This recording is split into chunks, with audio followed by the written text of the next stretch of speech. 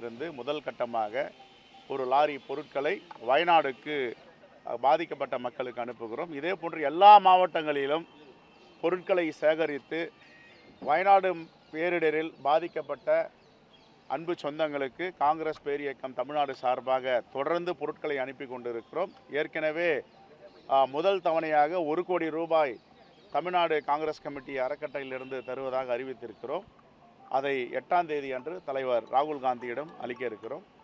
அதே போன்று எல்லா மாவட்டங்களிலும் அவர்களே முன்வந்து காங்கிரஸ் பேரியக்க தோழர்கள் தலைவர்கள் எல்லாம் பொருட்களை சேகரித்து என்னென்ன அங்கே தேவைகள் இருக்கிறது என்பதை அறிந்து உடனுக்குடன் அனுப்பி கொண்டிருக்கிறார்கள். அந்த சம்பவம் நடந்த 5 மணி நேரத்தில் தமிழ்நாடு காங்கிரஸ் கமிட்டியின் சார்பாக நீலகிரி மாவட்டம், கோயம்புத்தூர் மாவட்டம், திருப்பூர், ஈரோடு, சேலம், நாமக்கல் மாவட்டத்தை சார்ந்தவர்கள் எல்லாம் அங்கே களப்பணியில் இறங்க வேண்டும் என்று ஒரு 50 வாலண்டியர்ஸ் முதல் முறையாக அங்கே அனுப்பினோம். இப்பொழுது குறிப்பாக நீலகிரி மாவட்டத்தில் இருந்து அங்கே மக்கள் உடைய பணியில் பேரிடர் மீட்பு பணியில் இறங்கியிருக்கிறார்கள். தமிழ்நாடு காங்கிரஸ் கமிட்டி என்னென்ன தேவைகள் வயநாட்டு மக்களுக்கு தேவையோ அனைத்தையும் எங்களுடைய நாடாளுமன்ற உறுப்பினர்கள், சட்டமன்ற உறுப்பினர்கள், மாவட்ட தலைவர்கள், மாநில பொறுப்பாளர்கள் எல்லோரும் முன் வந்திருக்கிறார்கள். இப்பொழுது நிதிகள் நிறைய கொடுக்க ஆரம்பித்திருக்கிறார்கள். பட்டியல் நோட்டீஸ் போர்டில் போட இருக்கிறோம். ஏற்கனவே 1 கோடி ரூபாய் சட்டமன்ற உறுப்பினர்கள் 1 மாத சம்பளத்தை அறிவித்திருக்கிறோம்.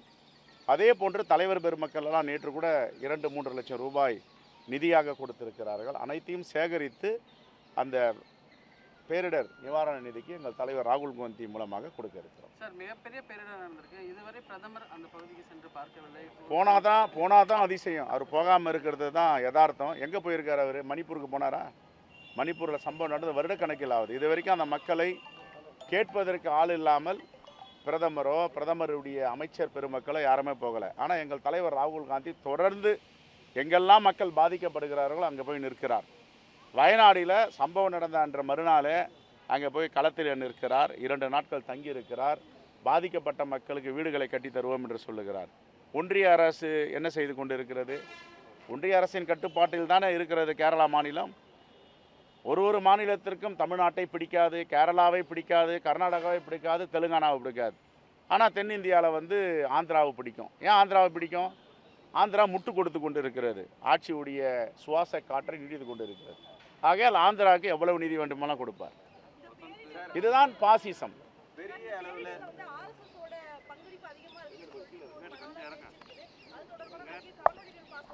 இருக்கு, வாய் லெவலில் இருக்கும், வார்த்தை லெவலில் இருக்கும், யதார்த்தத்தில் இருக்காது.